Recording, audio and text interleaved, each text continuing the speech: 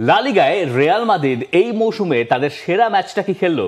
Athletic বিলবাওয়ের সঙ্গে বড় ব্যবধানে রিয়াল মাদ্রিদ জিতেছে এবং শাবি আলোনসো দাবি করছেন এটাই রিয়াল মাদ্রিদের এই মৌসুমের সেরা পারফরমেন্স। পুরো 90 মিনিট মনোযোগ ধরে রেখেছে দল, প্রতিপক্ষের মাঠ ও সময় বিবেচনা করে এটি আমাদের সেরা ম্যাচ ছিল।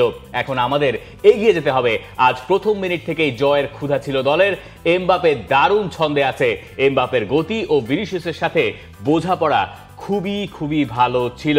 শাবি আলোনসোর সঙ্গে আপনি কি একমত? বিলবাওয়ের মাঠে গিয়ে 3-0 গোলে জিতে আসা মোটেই সহজ কাজ নয়, জিতে আসাই সেখানে কঠিন।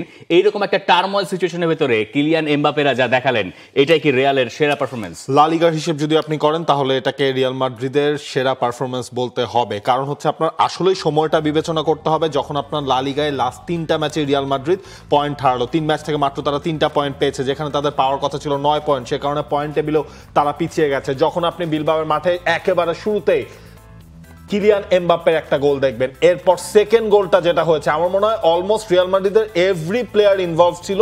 কামাভিঙ্গা যে গোলটা করলেন সেটা, এবং শেষ দিকে এসে এমবাপ্পে তার আরো একটা নাইস ফিনিশিং নিয়ে গেল রিয়ালকে পূর্ণ 3 পয়েন্টের ঘরে।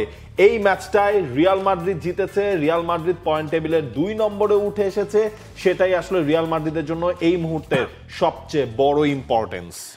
কত গুরুত্বপূর্ণ আসলে কিলিয়ান এমবাপে এবং কতখানি ইম্প্যাক্ট তিনি রাখতে পারেন। আমরা একটা সময় লা লিগায় লিওনেল মেসিদের দেখেছি, তাই না, ক্রিস্টিয়ানো রোনালদো দেখেছি, তার আগে লোকে রোনালদিনিওদের দেখেছেন, কিন্তু এরপরে এরকম out and out proper performance, মানে যেটা একেবারে হাইলাইট কেড়ে নিয়ে যায়।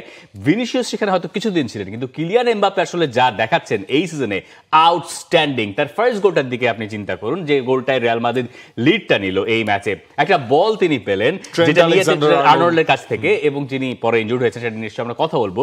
যে গোলটা তিনি করলেন, ওই গোলটা রিয়াল মাদ্রিদকে স্বস্তি এনে দিল। তৃতীয় গোলটায় আসি, মাঝখানের গোলটা নিয়েও কথা বলতে হবে আমাদের। মাঝখানের গোলটা আপনি বলছেন পুরোপুরি টিম গোল, এবং ওটাই সম্ভবত শাবি আলোনসোর প্ল্যানের গোল। আপনি দেখেন যে রাইট থেকে শুরু হয়েছে, রাইট সাইড থেকে, যেখানে ট্রেন্ট আলেক্সান্ডার-আর্নল্ড, ভালভার্দে থেকে সুইচ, বেলিংহাম সেখানে একটা চমৎকার হার্ডওয়ার্ক করছেন। হার্ডওয়ার্ক কি বলতে হচ্ছে, এপাশ থেকে ওপাশে একটা ডামি থেকে আবার ট্রেন্ট আলেক্সান্ডার-আর্নল্ড চলে এলেন, একটা মাপা ক্রস করলেন, এপাশ থেকে হেডার নিয়ার পোস্ট থেকে ফার পোস্টে, সেখান থেকে কামাভিঙ্গার গোল। ওই ছবির মতো সুন্দর গোল রিয়াল মাদ্রিদ ওই ম্যাচে দেখেছে। এরপরে থার্ড গোলটাই, সেখানে হয়তো উনাই সিমনের দোষ অনেকে দেখবেন, তার হয়তো ওটা সেভ করা উচিত ছিল, কিন্তু তারপর তো কিলিয়ান এমবাপের গোল হিসেবে সেটা কাউন্ট হবে, তাই না? এক্স্যাক্টলি। এবং আপনি যদি হচ্ছে খেয়াল করেন, থার্ড গোলটাতে হচ্ছে পেনাল্টি এরিয়ার বাইরে থেকে তিনি যেভাবে শটটা নিলেন, সেটাও তো হচ্ছে আপনার উনাই সিমন ওই শটের জন্য আনপ্রিপেয়ার্ড ছিলেন, সে কারণে রিয়াল মাদ্রিদ থার্ড গোলটাও পেল। এবং কিলিয়ান এমবাপ্পে আসলে এই সিজনে যা করছেন, মানে বলা যায় একাই রিয়াল মাদ্রিদকে তিনি টেনে নিয়ে যাচ্ছেন। কিলিয়ান এমবাপ্পের এই সিজনে গোল হলো 20 ম্যাচে 25টা, লা লিগায় 16টা, চ্যাম্পিয়ন্স লিগে আছে 9টা। রিয়ালের 44 গোলের 25টাই কিলিয়ান এমবাপ্পের, মানে অর্ধেকেরও বেশি গোল রিয়াল মাদ্রিদের হয়ে এই সিজনে তিনি করেছেন। এবং লাস্ট পয়েন্টটা দেখুন, শেষ 9 গোলের 7টা এমবাপ্পের সহায়তা করেছেন, বাকি 2টাই ওই যে কামাভিঙ্গা গতকালকে সেকেন্ড গোলটা করলেন, এইটাও তো হচ্ছে কি আপনার কিলিয়ান এমবাপ্পের হেডটা কামাভিঙ্গাকে নামিয়ে দেওয়া, সেখান থেকে হচ্ছে আপনার কামাভিঙ্গার ফিনিশিং। এবং ভিনিসিয়াস জুনিয়রও কিন্তু আপনার প্রশংসা করতে হবে। আলটিমেটলি শাভি আলোনসো যে শুরুতে বলছিলেন যে এই দুজনের বোঝাপড়াটা দারুণ হচ্ছে, দ্যাটস ট্রু। আবার এখানে এই ম্যাচে যদি আমরা একটু তিবো কোর্তোয়ার কৃতিত্ব না দিই, তাহলে আবার সেটা ভুল হয়ে যাবে। রিয়াল মাদ্রিদ জিতেছে, রিয়াল মাদ্রিদ ভালো খেলেছে, ঠিক আছে সবকিছু, কিন্তু তারপরেও তিবো কোর্তোয়ারও ওখানে আসলে নামতে হয়েছে মাঠে, এবং তাকে তার সেরা সেভটা নিয়েই নামতে হয়েছে, যে সেভে তিনি অ্যাথলেটিক বিলবাওকে এগিয়ে যেতে বা সমতায় ফিরতে তিনি আর দেন নাই। তো এরপরে রিয়াল মাদ্রিদ লা লিগায় বার্সেলোনার সঙ্গে দূরত্ব কমিয়েছে। এর আগে বার্সেলোনা মহা গুরুত্বপূর্ণ একটা ম্যাচ জিতেছে, 3-1 গোলে আতলেতিকো মাদ্রিদকে হারিয়েছে তারা, যেটা এই লা লিগার মজাটা নতুন করে বোধহয় বাড়িয়ে দিল।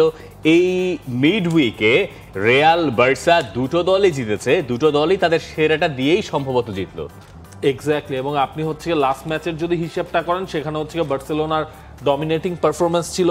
রিয়াল মাদ্রিদ যদি এই ম্যাচটায় আপনার ওই যে বার্সার এগিয়ে যাওয়া, বার্সার সাথে ডিফারেন্স কমিয়ে দেওয়ার সুযোগ একটা পাওয়া, আলোনসোর সাথে প্লেয়ারদের হচ্ছে দূরত্বের কথাবার্তা, লাস্ট 3 ম্যাচের পারফরমেন্স, সবকিছু মিলিয়ে রিয়ালের এই জয়টা আপনার পয়েন্ট টেবিলটাকে মানে ওই যে একটা ইন্টারেস্টিং জায়গায় যে নিয়ে আসা, সেই জায়গাটা হচ্ছে রিয়াল মাদ্রিদ আনতে পারলো। এবং ওই যে চাপটা ছিল, যেহেতু আগের রাতে বার্সেলোনা জিতেছে, আপনি জানা 3টা ম্যাচ জেতেন না, এবং যেটা সাবি আলোনসো বলছিলেন যে সান মামেসে গিয়ে খেলা তো মোটেই সহজ কাজ নয়, সেইখানে গিয়ে এইরকম একটা পারফরমেন্স রিয়ালের জন্য স্বস্তির এবং এইরকম বাজে সময়। এবং আরো একটা জিনিস দেখেন, ট্রেন্ট আলেকজান্ডার-আর্নল্ড যখন থেকে আসলে শুরু করছেন তার একটা ইম্প্যাক্ট কিন্তু পাওয়া যাচ্ছে। আপনি লাস্ট ম্যাচটা যেটা রিয়াল মাদ্রিদ ড্র করলো, সেই ম্যাচেও কিন্তু ট্রেন্টের বেশ কিছু ভালো ক্রস তার কাছ থেকে আপনি পেয়েছেন, যে ক্রসগুলো সেই ম্যাচে হয়তো প্রপারলি নেগোশিয়েট রিয়াল মাদ্রিদ করতে পারেনি, এই ম্যাচে এসে সেটার থেকেই কিন্তু কাজ হয়েছে। কিলিয়ান এমবাপ্পে সেই কাজগুলো করেছেন, এবং এইটা যদি কন্টিনিউ করতে পারে আমার মনে হয় রিয়াল মাদ্রিদ তার হারানো সেই ছন্দটা খুঁজে পাবে। রিয়াল মাদ্রিদের 11টারও আমি একটু প্রশংসাই করতে চাই। ভালভার্দেকে ওই জায়গায় ফরওয়ার্ড লাইনে শুরু করা, মানে যদিও তিনি ফরওয়ার্ড নন, কিন্তু তাকে রাইট সাইডে এমবাপ্পে ভিনিসিয়াসদের সঙ্গে স্টার্ট করানো আমার মনে হয় ওটাও রিয়াল মাদ্রিদকে হেল্প করেছে। যদিও অ্যাথলেটিক বিলবাওয়ের অবস্থা খুব একটা ভালো নয় এই ম্যাচের পরে, সেটা বোধহয় আরো স্পষ্ট করে বোঝা গেছে। মিডউইকে লা লিগার এই বড় দুটো ম্যাচের মূল গল্পটা ছিল আসলে ওখানেই, যেখানে লা লিগার যে পয়েন্ট টেবিলের ডিফারেন্সটা সেটা আগের মতোই রয়েছে, কিন্তু দুটো দল জিতে এখন নিজেদের জায়গাটা আর একটু শক্তপোক্ত বোধহয় করতে পেরেছে। 3 এবং 4 নম্বর সঙ্গে তো পরিষ্কার দূরত্ব রিয়াল মাদ্রিদ বার্সা। তবে ভিয়ারিয়াল কিন্তু একটা ম্যাচ আপনার কম খেলেছে, যদি ভিয়ারিয়াল যদি জিতে যায় নেক্সট ম্যাচটা, তখন কিন্তু হচ্ছে রিয়াল মাদ্রিদের থেকে ঠিক 1 পয়েন্ট নিচে আসলে তারা থাকবেন, তখন আপনার 2 পয়েন্টের ডিফারেন্সে 1, 2, 3 এই 3টা দল আসলে আলাদা হবে।